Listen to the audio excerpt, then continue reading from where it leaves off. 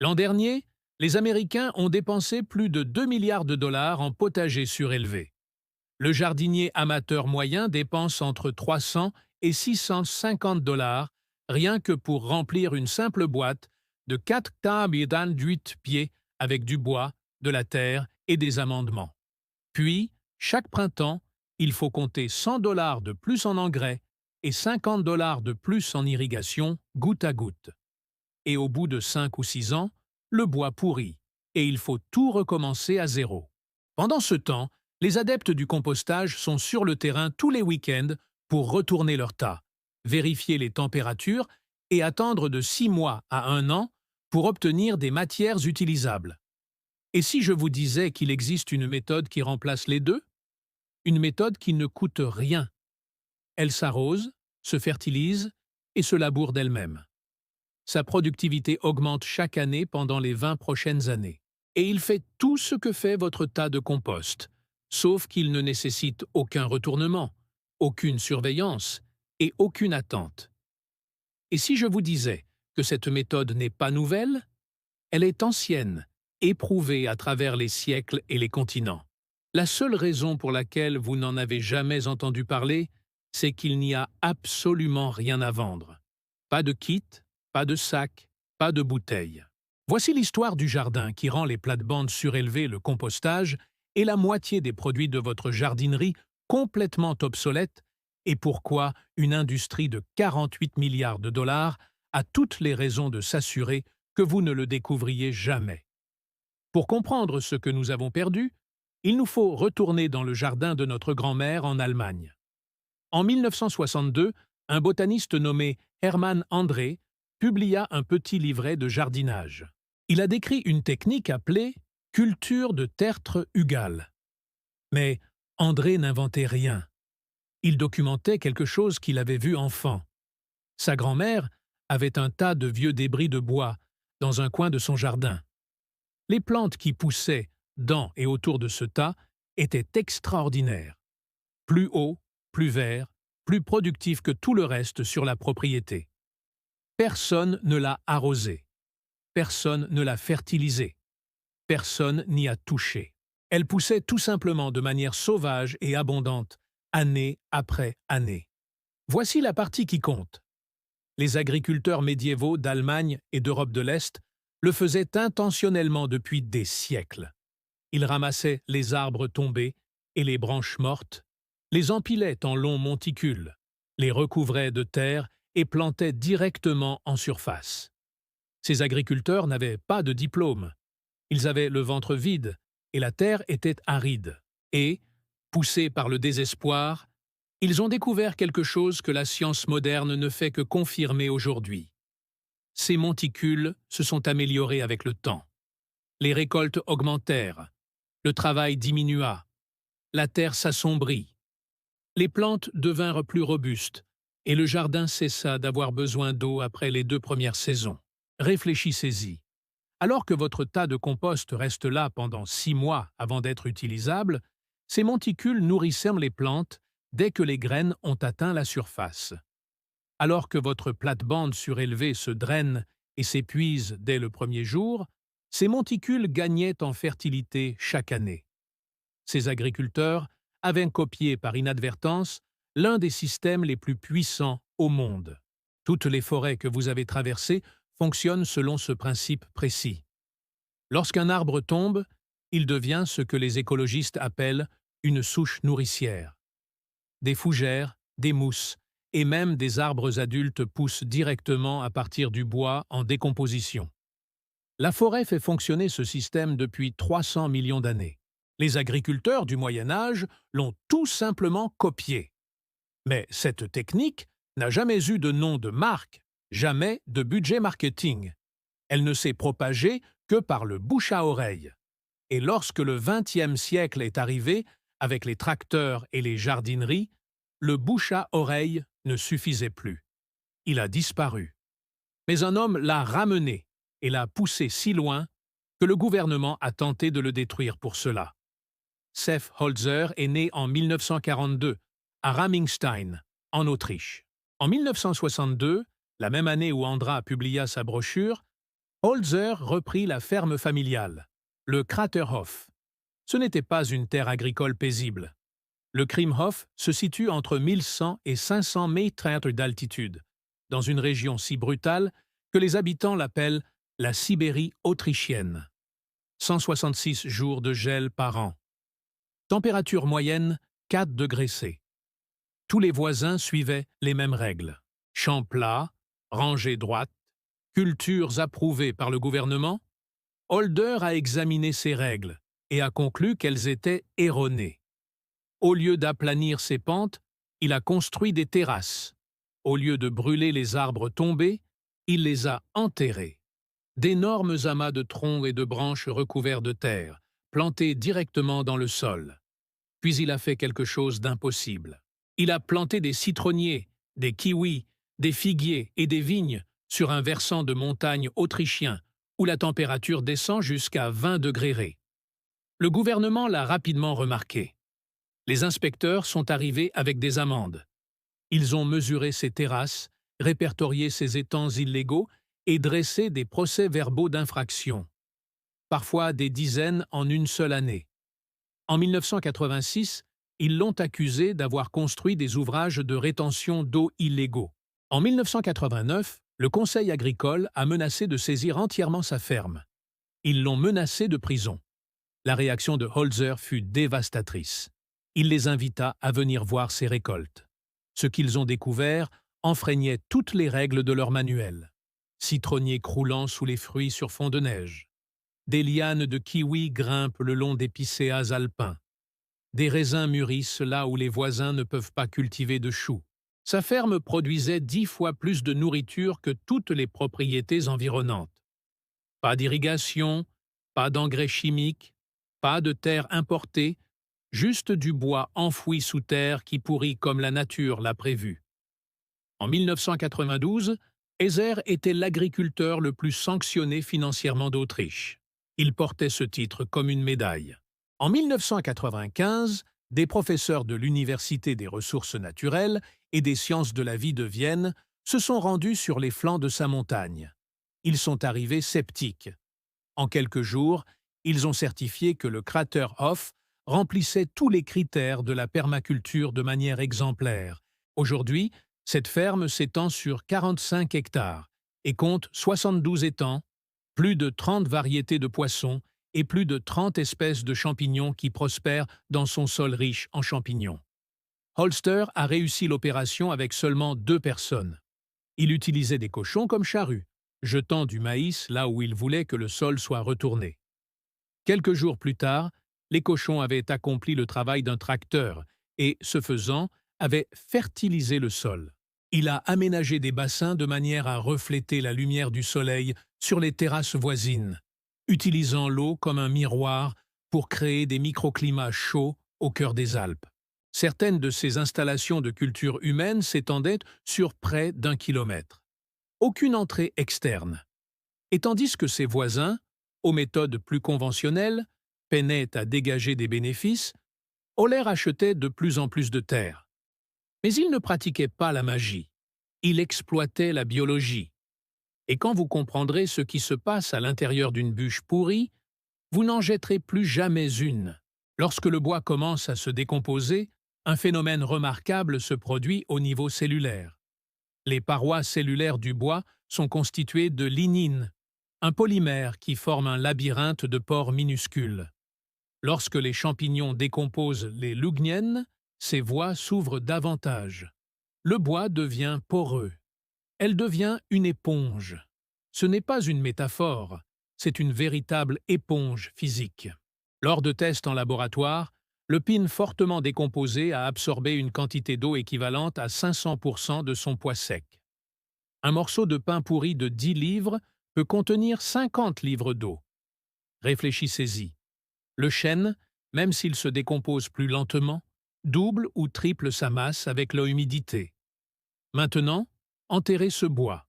Recouvrez de terre. Plantez-y. Vous venez de créer un réservoir invisible sous votre jardin. Lorsqu'il pleut, le bois enfoui absorbe l'eau et la stocke profondément dans le monticule, là où le soleil et le vent ne peuvent pas atteindre. Lors des périodes de sécheresse, cette eau stockée remonte par capillarité, nourrissant les racines exactement au moment où elles en ont besoin. Pas de minuterie, pas de système d'irrigation goutte à goutte, pas de facture d'électricité, juste la physique qui fait ce qu'elle fait depuis 300 millions d'années sur tous les sols forestiers de la Terre. Et l'échelle compte. Un monticule de 60 cm de haut stocke suffisamment d'humidité pour environ 3 semaines sans pluie. Un monticule de 1,20 environ en un mois. Construisez un monticule de 2 mètres de haut et vous n'aurez peut-être pas besoin de l'arroser de tout l'été. Des sondes d'humidité enfoncées dans des carottes de culture de Hougal à la mi-juillet, alors que tous les jardins environnants étaient craquelés et bruns, ont constamment indiqué un taux d'humidité du sol de 40 à 60%. C'est un niveau printanier en plein été. Votre voisin est dehors à 7 heures du matin, en train d'arroser avec un tuyau d'arrosage. Et vous, vous cueillez des tomates. Une institutrice retraitée du nord-ouest du Pacifique a construit son premier lit avec de l'érable Stormfeld. Au printemps suivant, elle rangea son tuyau d'arrosage dans la remise. Elle n'y a plus touché depuis. Sa facture d'eau a tellement baissé que la ville lui a envoyé un avis lui demandant si son compteur était défectueux. Ce n'est pas une histoire mignonne. Cela représente 300 millions d'années d'ingénierie forestière reproduite dans un jardin. Votre potager surélevé ne peut pas faire cela. Il ne possède pas de mémoire interne. L'eau s'écoule par le bas. Ça sèche par le haut. Cela vous impose un cycle infernal d'arrosage, des semis à la récolte. Mais l'eau n'est que le début. Dès que la terre recouvre ses troncs, le monticule devient une machine vivante. La décomposition est exothermique. Il génère de la chaleur. Le cœur d'un lit de culture hugale est plus chaud de plusieurs degrés que le sol environnant. Les graines germent plus tôt au printemps. Les tomates et les poivrons bénéficient de semaines supplémentaires en automne avant que le gel ne les tue. Holzer a exploité cet avantage thermique pour cultiver des plantes subtropicales à 1500 mètres d'altitude dans les Alpes. Voici un avantage dont presque personne ne parle. Au fil des années, le bois enfoui se rétracte et se décompose, mais il ne disparaît pas pour autant. Cela crée de l'espace. De minuscules poches d'air se forment dans toute la structure du sol. Ces espaces permettent aux racines de pénétrer plus profondément, améliorent le drainage et permettent à l'oxygène de circuler librement. La terre se laboure d'elle-même. Imaginez une bûche qui commence à 1 pied de diamètre. Sur une période de 5 ans, elle passe de 6 à 3 pouces, puis disparaît. Mais ces espaces demeurent des voies d'aération permanentes. Chaque printemps, les jardiniers traditionnels passent des heures à manipuler motoculteurs et fourches pour tenter de recréer précisément cet effet. Un monticule de culture Hougal le fait automatiquement année après année sans que vous ayez à lever le petit doigt.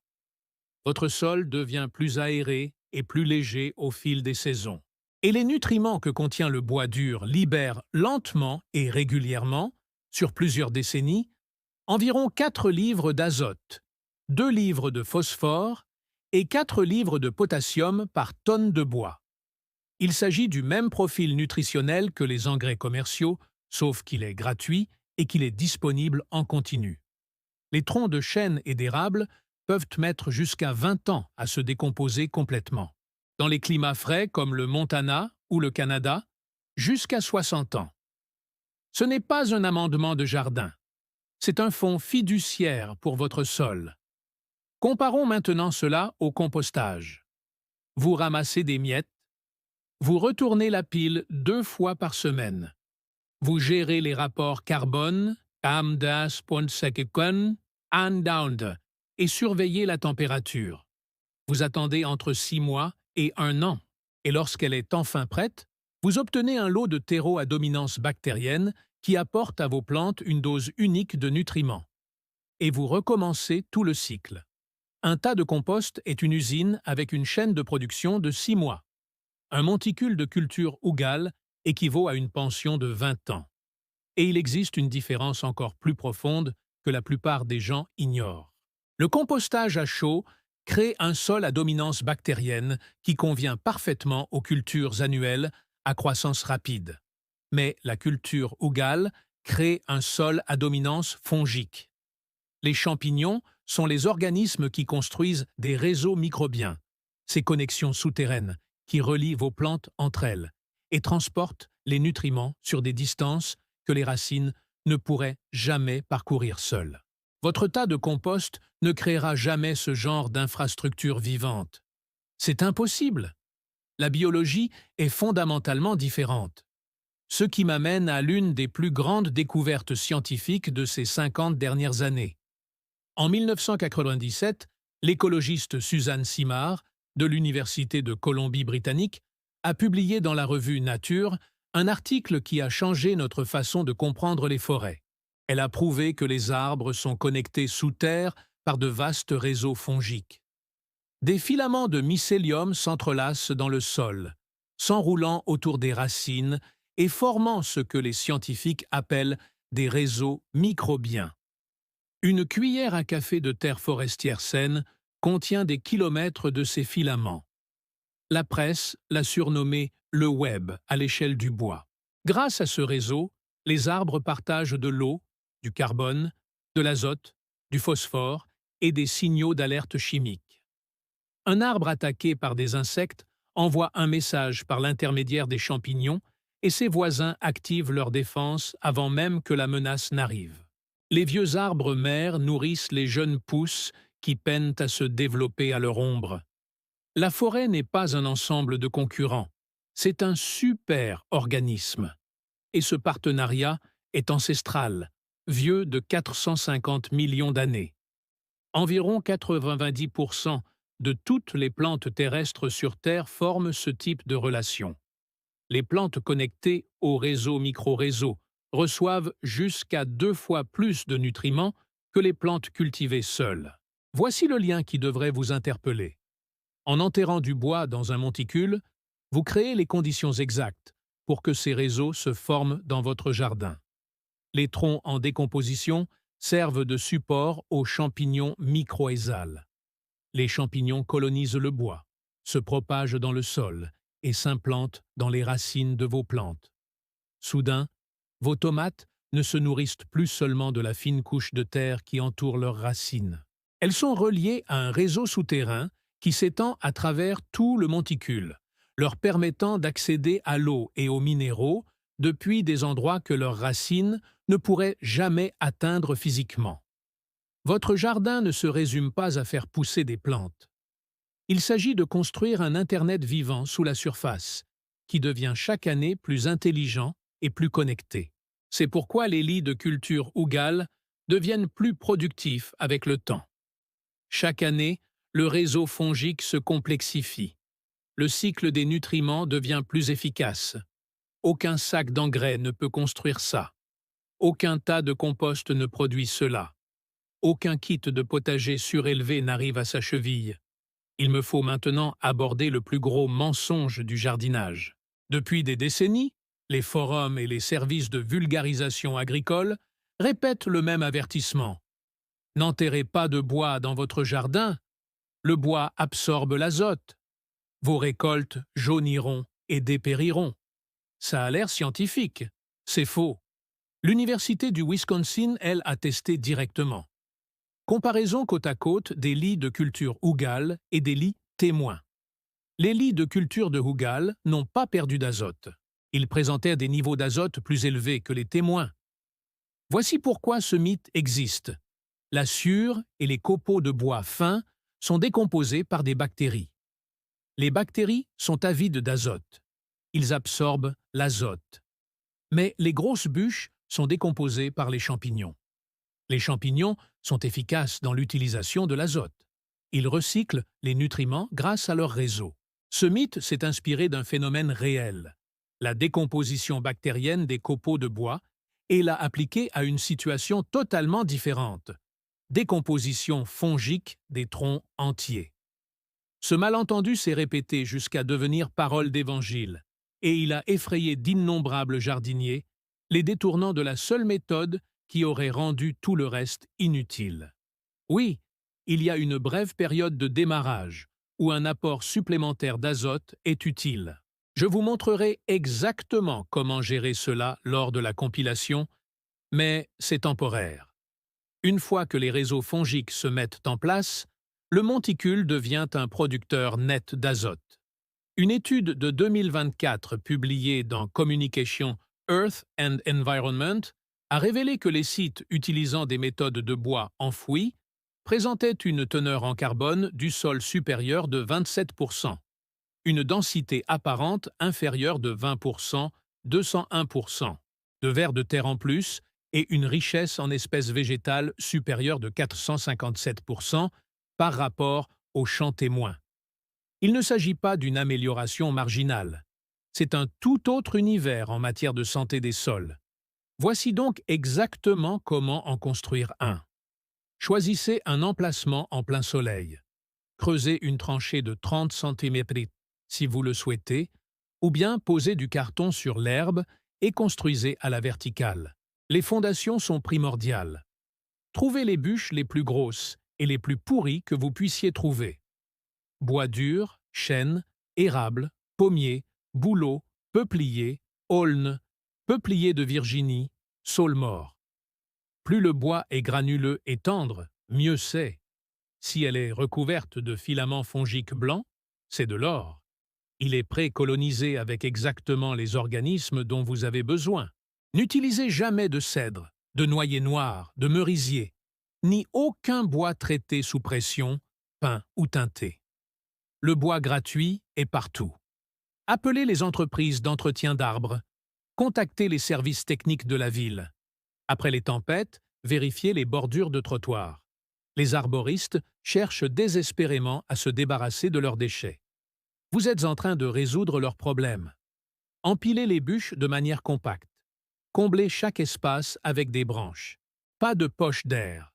Ils se transforment en gouffres. Voici maintenant l'étape que la plupart des gens négligent, et c'est ce qui leur est fatal. Ajoutez une épaisse couche riche en azote sur le bois. Tonte de gazon, fumier frais, épluchure de cuisine, marque de café. Ceci n'est pas facultatif. Si vous négligez cette étape, les microbes voleront l'azote de vos plantes. Ajoutez ensuite des feuilles ou de la paille. Recouvrir d'une couche de 15 à 25 cm de terre végétale. Coût total de 0 à 50 $. Semez des cultures fixatrices d'azote la première année. Pois, haricots, trèfles, afin d'injecter encore plus d'azote dans le système. L'eau est abondante dès la première saison. Au bout de 2 ans, le bois prend le dessus. Voici ce qui se passe à l'intérieur de votre monture année après année. La première année, des champignons colonisent les troncs. La chaleur monte par le bas. Vous arrosez moins qu'avec un parterre traditionnel. Les courges, les citrouilles et les tomates profitent pleinement de cette première poussée de nutriments. Le monticule s'affaisse de quelques centimètres. C'est normal. Ajoutez du compost par-dessus, au fur et à mesure. La deuxième année, les réseaux fongiques s'établissent. L'arrosage diminue considérablement ou s'arrête complètement. Le sol s'assombrit visiblement. Les populations de vers de terre explosent car elles sont attirées par le bois humide en décomposition. Et chaque galerie devient un canal permettant à l'air et à l'eau d'atteindre les racines. Année 3 à 5. Les connexions microscopiques sont maintenant étendues, reliant les plantes aux sources de nutriments sur l'ensemble du monticule. Les analyses de sol montrent des teneurs en azote et en phosphore supérieures à celles du sol environnant et non inférieures. La résistance aux maladies augmente à mesure que les plantes partagent des signaux de défense chimique via le réseau fongique. Le sol se travaille de lui-même à mesure que le bois se rétracte et que des poches d'air se forment. La vigueur de cette plante est nettement supérieure à celle de toutes les plantes qui poussent dans une plate-bande voisine. De la 5e à la 10e année, les bûches sont spongieuses sur toute leur surface. La capacité de rétention d'eau est optimale. La structure du sol est meuble, friable et regorge d'organismes. Vous ne pourriez pas trouver une telle qualité pour 1 000 $ dans une jardinerie. Elle ne peut se construire que par le temps et la biologie. Entre la 10e et la 20e année, le bois dur continue de se décomposer, de libérer des nutriments et de retenir l'eau. Le sol y est parmi les plus riches de la planète. Certains jardiniers construisent un nouveau monticule par-dessus, entamant ainsi un nouveau cycle de 20 ans sur une base de terre parfaitement préparée. Un jardinier a documenté avoir récolté 120 livres de concombres et 42 citrouilles de taille normale, à partir de seulement 2 plates-bandes de première année. Un autre a suivi chaque dollar dépensé et a constaté que les économies réalisées en éliminant les achats d'engrais, de irrigation et de terreau lui permettaient de payer 2 fois la totalité de sa commande de semences. Un parterre surélevé est à son meilleur le jour où on le remplit. À partir de ce moment, elle s'épuise. Un lit de culture ou gale est dans un état déplorable le jour de sa construction. À partir de ce moment-là, ça s'améliore. Les trajectoires sont opposées. La géométrie compte aussi. Un monticule présente des pentes, et les pentes créent des microclimats. Le côté exposé au sud est destiné aux tomates et aux poivrons. Le côté exposé au nord est destiné à la laitue et aux herbes aromatiques qui montent en graines par temps chaud. Ce couvercle est destiné aux herbes méditerranéennes qui n'aiment pas l'humidité stagnante. Le support est destiné aux plantes qui aiment l'eau. Un seul support, des zones de croissance complètement différentes. Paul Wheaton, une des voies les plus respectées de la permaculture contemporaine, construit ses plates-bandes jusqu'à 2,13 mètres de hauteur pour un stockage d'eau et une surface maximaux. Même un lit de 90 cm, 3 pieds, donne des résultats spectaculaires. Alors, si cela fonctionne si bien, pourquoi personne ne l'enseigne? Pourquoi trouve-t-on dans toutes les jardineries des kits de potager surélevés, des sacs de terreau, des bouteilles d'engrais et des systèmes d'irrigation goutte à goutte, mais pas un seul panneau d'information sur l'enfouissement du bois? Suivez l'argent. Un kit de potager surélevé coûte entre 100 et 300 $. Terre pour le remplir, 100 à 200 $. Engrais, de 40 $ à 60 $ par saison. Irrigation, 50 à 80 $. Et le bois pourri, le sol s'appauvrit, l'engrais est lessivé. Vous rachetez chaque composant à chaque cycle. Un parterre surélevé n'est pas un jardin. Il s'agit d'un service par abonnement. La culture du hugel utilise les branches mortes que vous alliez traîner jusqu'au trottoir, les déchets de jardin que vous alliez mettre en sac, les restes de cuisine que vous alliez jeter. En moyenne, un ménage américain dépense entre 50 et 200 $ par an pour l'enlèvement des déchets de jardin. Réfléchissez-y.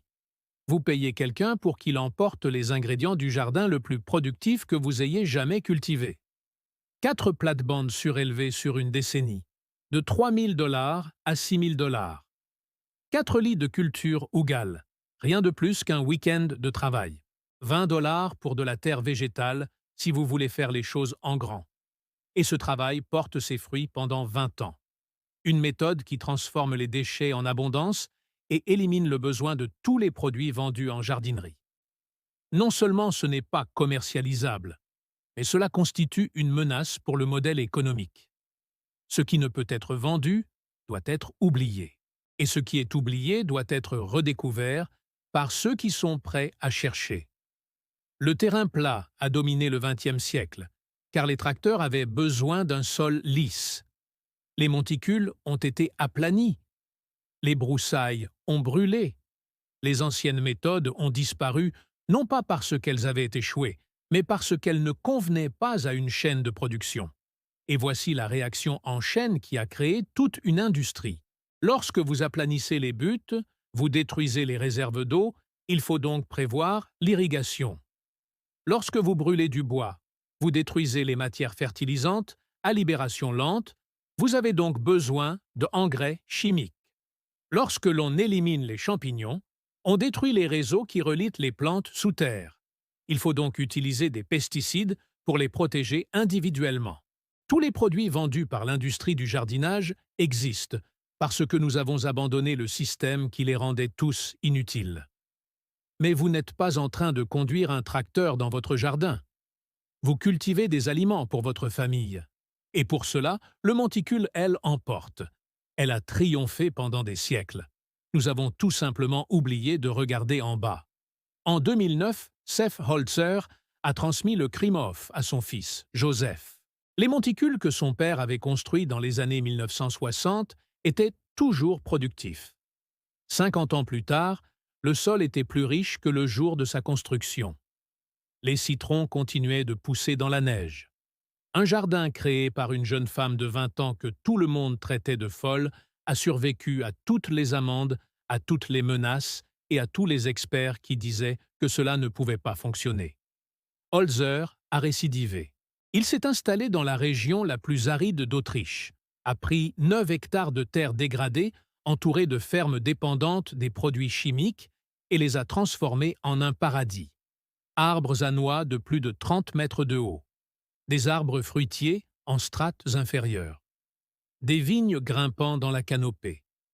Alors que les champs de ses voisins se desséchaient sous le soleil, les terres de Hoher reverdissaient. La terre se fiche des marges bénéficiaires ou de ce que la jardinerie met en avant cette saison.